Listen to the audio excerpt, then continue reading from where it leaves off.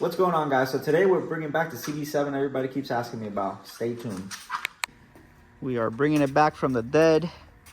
Life hit us, had to part with it for a while, sold all its components for the K-swap. Right now we're going to K-swap it again and make it just a daily all motor. I gifted it to my son, so stay tuned for more.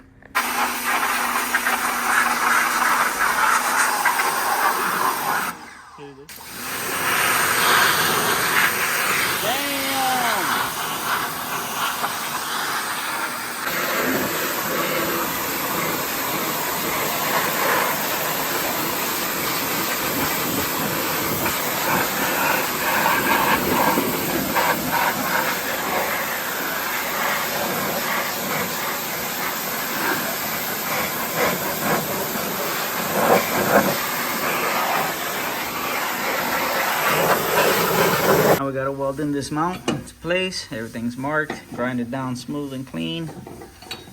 Put it right there where it goes. Now that all the markings are done.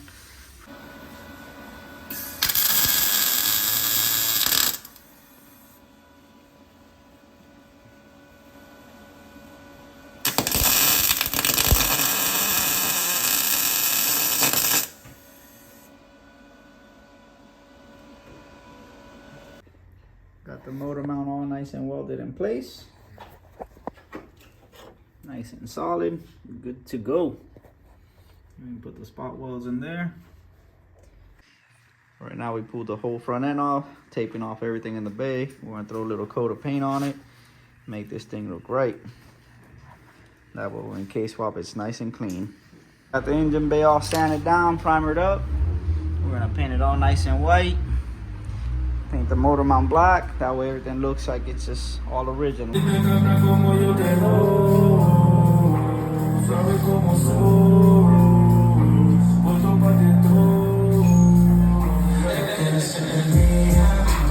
Lay down the first coat of paint. Got one more coat to put down, and then clear coat. Starting to look like something now. Came out pretty nice for rattle can paint and clear coat. It's only 2 coats of clear. Thing looks nice. Got the K24 painted up. Taking all the glue off the water pump now so we could put brand new Honda bond on there and put it in. Put the little pilot bearing, the bushing in there. So it was an automatic motor from an 08 TSX. Got the transmission all painted up. Looking nice. I'm gonna mate all this together. Put the car on the lift and lower it onto the motor. Transmission married to the block. I like how we painted it. It looks similar, but definitely different color. Look so clean. Then we did the water pump housing like the transmission, the block a little lighter. Thing looks so nice. And then for this transmission mount, what you have to do to these half sport mounts so you do not break, this little piece here ends up breaking if you just run this mount the way it came. So basically we cut the ear off of this side and welded this little piece of metal in between it. And with this piece, it's gonna go like so into the block and it will reinforce it. And then this piece goes right there. Go up, let's get this thing in.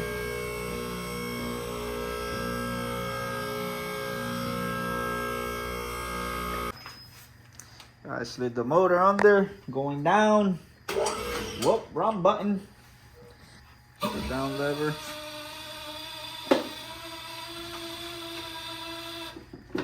How's it looking? Got good clearance. I have to turn it from that back one. Yeah, I have to turn it, yeah, like that, sideways as I go down. For you, Javi? I'm not here though. All right. Can you go back with it? Yeah. Hold on the alternator. There we go.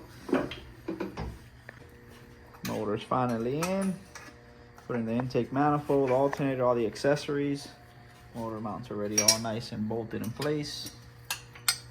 We are getting somewhere. So we ran into a little problem with the header. Since it's a big tube header, it's hitting the bottom of the subframe. So we cut the flange off of it, and we're gonna take that much off, 2 inches all across the board, and weld this in shorter, just like so. And then the header should fit with no problem. On the cb7, it was a tight fit. Almost 9 o'clock, we still going. I think we're gonna go through the new year getting this thing done. My boy happy as hell. Got him some birthday wheels. Boy birthday on the 2nd. Lowering the rear now. What? This car's about to be dope. Got Rudy over here testing the manifold since we cut it and tacked it. Kevin putting all the grinding stuff away. Trying to keep up with the mess at the same time. Boy, we ain't stopping. Looking really nice now. Love it. All we gotta do is put the radiator in, put the belt tensioner, all the little accessories, finish the wire tuck. Get a battery tray built for the side over here. Get this bad boy started, and then run the fuel lines. Little things that are missing. We're doing the wire tuck. So basically what we did was cut a little section on this boot. That way all the wiring comes from the inside of the car through around this boot. Drill some holes to zip tie it. Use the factory clips, drilling holes, zip tied it, drilling holes, etc. You get the point. But it happens to reach perfect. It's the pressure switch wire for the AC compressor. These are the headlight wires, and the blinker for the turn signal. Then you got the horn, and you got the radiator fan. Everything happens to reach right where we need it with the factory wires. We don't have to extend nothing. Now we're gonna go over and do the other side. As you can see on this side, it's a rat's nest, but same concept. Got it over through the inside around that little boot. Then whatever wires we don't need, we don't want to cut nothing because you don't want to mess anything up, have any ground shorting out or any power issues. Basically here we got the AC harness, is what we need because the car's gonna have AC, so we got to keep this harness. It has all the relays, everything built into it. Same concept, all the lights and turn signals, horns, etc. Everything's on there. We're gonna sort everything out, clean it all up, and it'll look nice and fresh. Come around here, around the fender, all nice and neat. Other one to plug into the horn right there, just like the other side. And hey, we got the whole wire tuck done. Then we gotta do the engine harness.